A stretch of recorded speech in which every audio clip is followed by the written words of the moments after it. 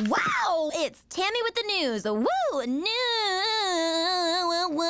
News. Did they hire Jenny Slate because she has a history of playing mean girls, albeit ones with more subtlety and humor? Hi, I'm Kitty Monk. I'm here to talk to you about Star Vs. Or more specifically, Ponyhead. Yeah, I know I promised an Alador Blight video, but I need at least another week to absorb the finale. In the meantime, let's get back to the basics. During my time on YouTube, I always talk about characters I feel were useless or squandered. Scarra could have been a critique on people like Heather McNamara or Gretchen Wieners, but instead she just blinks and stares awkwardly into the distance. Globgor had the potential to be a great discussion piece, but with the exception of Coronation, was a pretty useless plot device and a wasted celebrity cameo. However, there is nobody more useless than Ponyhead. Well, besides Kelly, but this isn't about her. So many eons ago, I mentioned a character called the Scrappy. A Scrappy is a character who was universally despised by the show's fan base. Even characters like Stolas, Star, or Mabel, as controversial as they can be, still have a couple fans. With a Scrappy, you'd be hard-pressed to find anybody. They aren't created to be hated, but they're still reviled for any number of reasons. Be it they're found to be too annoying, or they get away with way too much, or they don't fit in with the show's hierarchy. With the Owl House, it used to be Hootie. With SU, it's Ronaldo and Onion. With Star Vs, it's Ponyhead. She also happens to be the show's comic relief. Cause you know, we need a comic relief in a show that's built on comedy. This isn't Invader Zim, guys. Pony's a comic relief on the level of, say, Mater from Cars. Good in small amounts, but the show likes to double, triple, quadruple dip. Personally, I remember getting annoyed with Ponyhead when the show was airing, but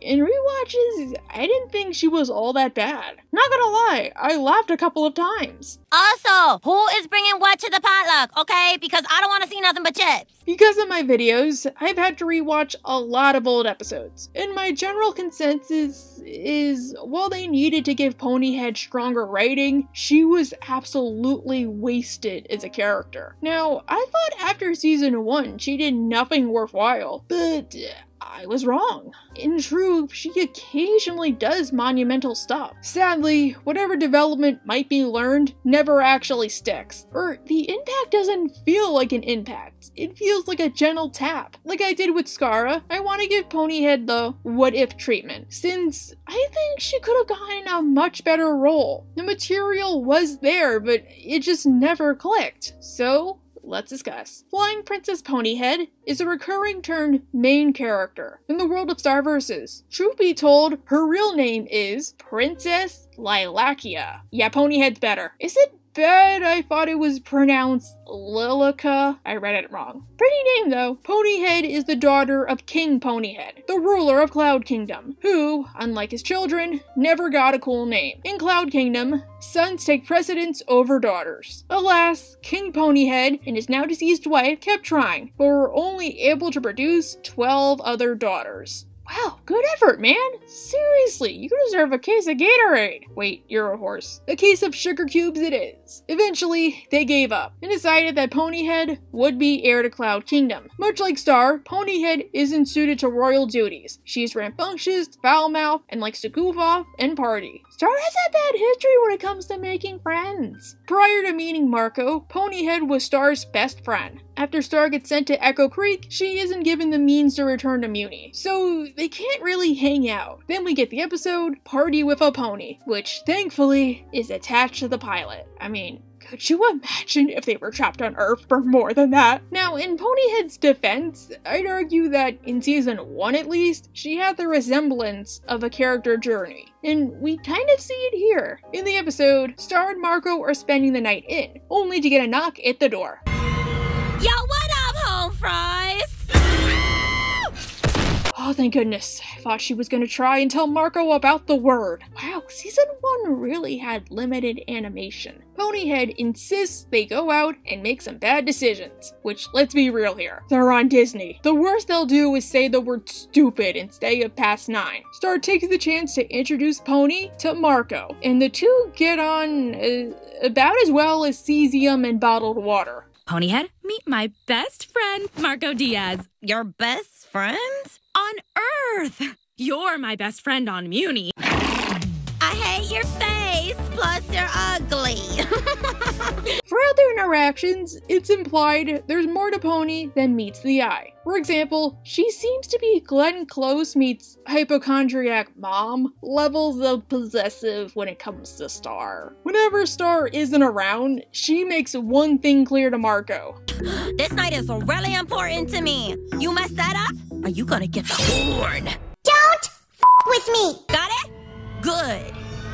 Real good. Later! Not to mention the random creepy guards who seem to be following her. Glitter. She was here. Ew, that's like eating skin flakes! Gotta love the dedication though. What's interesting is how Star treats Ponyhead's behavior. Whenever Marco tries to tell her about Ponyhead, Star constantly makes excuses for her. Ponyhead just tried to shove me off this cloud.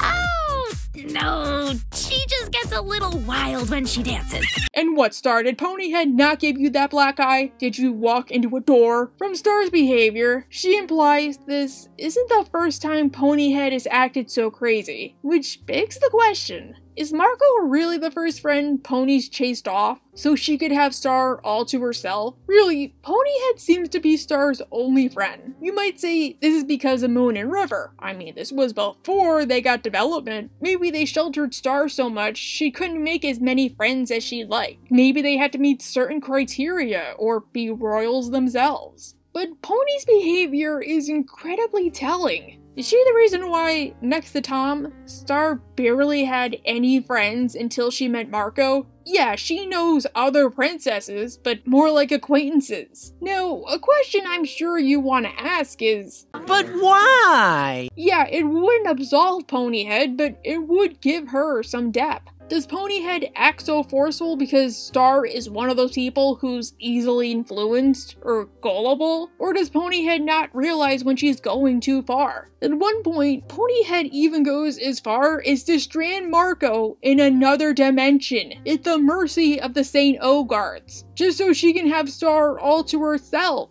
Not talking, eh? What if I do this? That's really annoying. What if Marco had epilepsy? Then it becomes more than annoying. Then Heinous has a lawsuit to deal with. Ponyhead only goes back to rescue him because Star stands up for herself and makes her feel bad. How could you do that to my best friend? Best friend? Last time I checked, the best friend was me. I can have two best friends. That Earth turd means that much to you?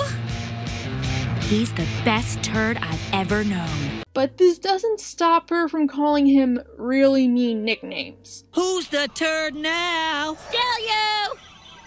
Okay, I know I said I don't find Ponyhead that annoying, but the T word is one of my least favorites out there. So you'll lose kitty points, PH. That's when... Time to give it up, Cupcake.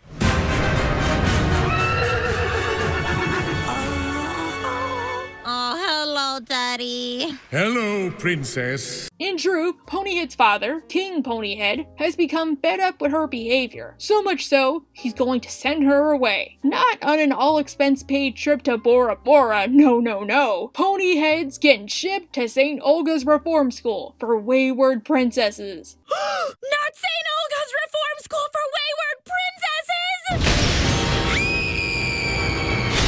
Mostly because, as Ponyheads, no glue factory will take them. But considering the events of this episode, is he really that wrong? I mean, the school can go suck a bag of poached eggs, but obviously, his daughter would benefit from some kind of intervention. I'm headed to the slammer. It's Reform School, Cupcake, not jail. Although admittedly it is a lot like jail. Why does that comment remind me of the movie Sucker Punch? Still, Ponyhead goes away, leaving Star with her dimensional scissors. Thankfully, or unfortunately, this isn't the last we see of her. Like I mentioned before, Ponyhead acts as our gateway to St. O's more than once. If you're unaware, St. O's is a reform school that's frequently alluded to in Season 1. It has a fierce reputation among princesses for stamping out any and all traces of individuality and humanity, and they do not hide this. That free-thinking one in a million brats will become a one-of-a-million emotionless rubber stamp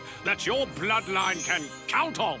In the pilot alone, Star believes Moon and River will send her to the school, but they assure her she isn't going. Yet. I do have questions about that. Like, were they gonna send Star there and then when she's cured, they let her use the wand again? Or would they send her and then have her use the wand in a controlled setting? It didn't seem like the princesses were getting lessons in anything other than etiquette. Or was Moon gonna send her, but River talked her out of it? Star always believes that one more F up and she'll be sent there. Now, I'm sure you would want to write most of it off as rumors or gossip, but we eventually get to St. O's in the show's first double-length episode. Now, I already did a full-on review of the episode last October, so I won't go too in-depth here, but I will talk about how it relates to Ponyhead. This episode takes place on Ponyhead's birthday. According to the wiki, it's her 15th, I believe. So she's older than Star. Star calls her up and tries to send her a special present. Not gonna lie, those look so good. But because Ponyhead's bound by the bland, boring rules of St. Olga's, she must refuse them. I mean, a princess such as myself could never indulge in such confections. But would you please donate them to the starving bartenders of Galaphamore on my behalf? Actually, fun fact, it's apparently a royal rule that they can't accept unsolicited food, mostly as a safety precaution. If you ever meet a royal, give them flowers or the like. That's one of the few things they can receive. While gushing about all the fun places they could have gone, Ponyhead shows emotion, and this is the final straw. She's getting thrown into the solitary confinement chamber. Oh no! I expressed my individuality and publicly showed an emotion! Oh no, please, no! They're sending me to the solitary confinement chamber! And for dinner, she's getting nothing but Nutriloaf. Star enlists Marco's help to bust her out, believing Pony shouldn't be in prison on her birthday, and so they infiltrate. Also, since it'll be important later, this episode marks the birth of Marco's alter ego, Princess Marco. Oh, you couldn't turn me into one of those guards with the cool masks? I don't know. Pink is definitely your color. And I'm not saying the last part. You can't make me. Now, something I bring up from time to time is how much I appreciate this episode's message. A problem I had with the Owl House's pilot is their take on how it's okay to be weird. I think the Owl House did that message better later on, as they showcased it from all fronts, but the pilot was really one-sided. What I like about Star is they make the point that the girls getting sent to St. O's 9 times out of 10 aren't saints. Remember how Ponyhead treated Marco? Not to mention, Princess Smooshy was so desperate to avoid going, she was gonna cut Star's face off and wear it as her own. Buffalo Bill wishes he had her power. So I can only imagine what she's done. As a parent, I'm sure it's hard dealing with a problematic child. To those families, St. O's was the only kind of help they knew of. And to make matters worse, I'm sure most, if not all of those girls, are heirs. Would you really want your future queen to be like Ponyhead? I think the tone of Starverses also helps. Starverses is an outrageous, in-your-face kind of show, especially in season 1. The Owl House isn't exactly subtle, but they tend to show the realistic side of things. Starverses is more willing to get in your face and dial their storylines up to 1 million. So I could totally buy Starverses having an episode all about a school which brainwashes princesses into obedient little robots. The problem with St. O's is 2 wrongs don't make a right. The school is right something needs to be done with these girls, but their methods aren't correct, as we later witness firsthand the effects of the solitary confinement chamber. Hey, it's us! Here to break you out so we can party! Holy cheese. So, a quiet afternoon in the solitary confinement chamber has led to Ponyhead getting the full brainwashing package. They sprayed her head with cleaning chemicals, mopped it up with some hearty bleach, and finished it off with something floral fresh. And through the dangerous combination of poisonous chemicals has come a noxious kind of gas, which we call brainwashing. My deepest apologies, but I must abstain, as partying is for the unrefined. She only speaks in polite lingo and seems to be wearing heaping dollops of mascara. I got this. Hey, pointy head, it's Earth Turd! I am in great pain. Please help me. Wait, Pony, what was that? Still, it seems like the real Ponyhead is buried deep down behind all that fake politeness. Keep your pinkies at 90 degrees. Why are you saying that? You don't even have pinkies! You knew I was doing that. One complaint about your curriculum, St. O's, but pinkies aren't an etiquette rule. Like, if you do this in an actual etiquette setting, apparently it's super rude. And I hate how many cartoons keep perpetuating this myth. Sorry, next to corsets being torture devices, it's one of my biggest pet peeves. Through a series of events, Star and Ponyhead end up in the laundry room, where, during a moment of weakness, Star manages to bring out the individuality in Ponyhead, thanks to empathy.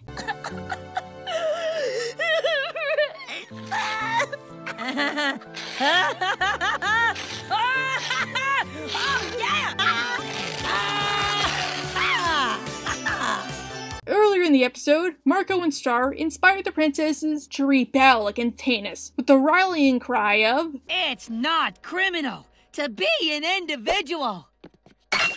It's not criminal to be an individual! Confining the princesses to their rooms doesn't work, so with Ponyhead now restored, they launch a full-scale rebellion, and they win! In the end, Ponyhead decides to stay and help the other princesses, believing this is the perfect birthday gift. So you want to stay here? Oh, I got it! I can't let what happened to me happen to anyone else! Now, something I think you could take away with this episode is the lesson. It's not criminal to be an individual! How does it relate to Ponyhead? Well, it seems like a lesson learned all too well. Ponyhead's takeaway from the experience is she's fine, just the way she is. Which, yes, is important, but that doesn't change how Ponyhead still has tons of problems she needs to work on. One lesson that's starting to be thoroughly dissected is the be yourself message. It's not that you can't teach this, but many view it as lacking subtlety or any kind of nuance. Sure, it's cool to be yourself, but sometimes it's like saying, ignore the fact you might have glaring flaws. Plus, it also ignores how you might have to act differently depending on the situation at hand. A better message is love yourself, but know you can always improve. What's important is learning to be better today. I think they could have done that with Ponyhead. There's nothing wrong with partying or having a little bit of fun. The problem is when you don't know you're getting out of control, or you're shirking other responsibilities in favor of it. They could have had Pony remain a party girl, but learn to treat people like people. Her journey could have been like Star, where she goes from a rule-breaking hooligan to a mature leader who happens to walk on the wild side when the day is done. Heck, maybe have Ponyhead realize she's unqualified to be queen, but she could help the Cloud Kingdom in other ways, like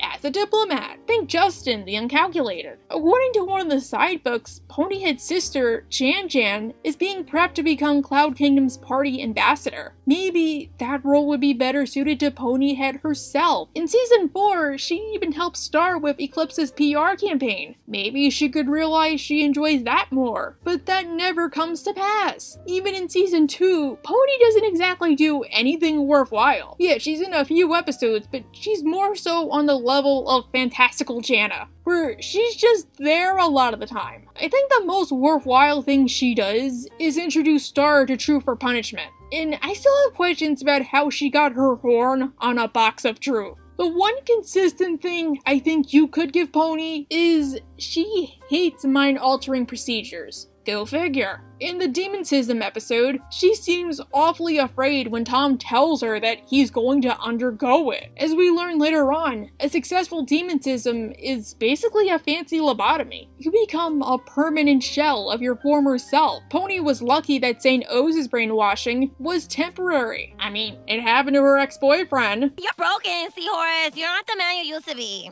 That's disappointing. Can I help you find a replacement? That's so horrible. It's like he doesn't even know me. Some people say Tom told Ponyhead, on purpose, as a way to get Star's attention, but I'm sure he confided in Ponyhead, mostly because of what happened to her at St. O's. I'm sure you still want to ask. But why? What's her home life like? Season 3 answers that. Due to the added focus on Muni, we get a bit of an added focus on Ponyhead. I mean, it's not a lot, but we do get to see another side of her. In the episode, Ponymonium, I hope I said that right, Star is invited to the Cloud Kingdom for dinner. This is where we meet Ponyhead's sisters. Hey, Star forgot y'all's names. Roll call! Your favorite princess, her name's Amanda. Crystal. Angel. No! You don't introduce yourself with a musical number! Tell that to the cast of Bob's Burgers. So freaking rude. Star notices how Ponyhead seems to resent her sisters just for breathing, calling them out for the tiniest mistake. I miss Tita! How do you even know who Tita is? You were a zygote when she disappeared. Her sisters, in response, take Star under their wing. Head stump, and they start to bond. That's when Star learns the truth. If a pony princess puts one of her sisters on ice, she can never be queen. We're putting Tita on ice and framing Ponyhead for it. Yep, they got a new life set up for me and everything. I'll have a mustache. Jeez, if the Ponyheads are that cutthroat, I wonder how it must have been at the Duggar compound. Wait, does that count as a political joke? I have a weird interest in learning about cults, guys. Only their plan hits a snafu, as they didn't think about which of them would be the new heir. I should be queen. No, I should be queen. I'm perfect. I think I do a good job. That makes no sense. You're supposed to be dead. Despite this, I must make the point that I find her sisters so funny, especially the littlest one, Frances. And if you betray your sisters, then you're gonna get disappeared too. Just like Tita. Plus, a few of them are voiced by Pamela Adlon, so that's a gold star in my book. Now, this could have been an interesting character study. Maybe, as the eldest and heir to the throne, Ponyhead is spoiled rotten. Maybe she's the golden child, hence her behavior. She has a dozen other siblings to lord over. Heck, maybe King Ponyhead only recently came to the conclusion his bad parenting created a monster. Or perhaps, despite having so many siblings, Ponyhead feels incredibly alone. So that's a big reason why she's so close to Star. Is Ponyhead secretly insecure and lonely? Does she double down so hard as a defense mechanism? There's also the question of who started it first. Something every sibling knows is, with many fights, you'll end up forgetting what you were fighting for about an hour later, sometimes 5 seconds later. With Ponyhead and her sisters, there seems to be a dreaded cycle. Ponyhead will make some kind of snarky comment, and then the sisters will plot revenge. Ponyhead will outwit them, but this just means they have another plan in place. And then the cycle repeats. Or they started things off in trying to gain the throne for themselves, so Pony defended herself, only to keep antagonizing them further. Or, hey, it could be a mix of both. Who knows? It's neat how the sisters aren't totally wrong. Ponyhead isn't the best person, let alone the best sibling, and she doesn't seem all that interested in ruling. You saw how she is. She's unfit to lead. But that's all you can give them. Hey, I'll concede, it would suck to have to live with people who are always planning on knocking you down, whether you're guilty or innocent. Besides, what does King Ponyhead think of all this? Is he even aware they're fighting, or does he just not care? Or is he too busy to care? Star, you weren't trying to leave without saying goodbye, were you? Take me with you. All of this could have been used to explain Ponyhead's behavior, but instead, it's just another lore-building episode. Hey, I love lore, I'm all for it, but in the grand scheme of things, it means absolutely little. And once again, when Ponyhead gets subjected to something intense, the problem is, it doesn't stay for long. One of Pony's flaws is her big mouth, never knowing when to shut it or watch her volume. Even the show acknowledges how much of a problem this is, when her inability to shut up gets her in trouble with a newly transformed Heinous. This school has become so dear to me, and I did not come here to watch you destroy it. Oh, wow.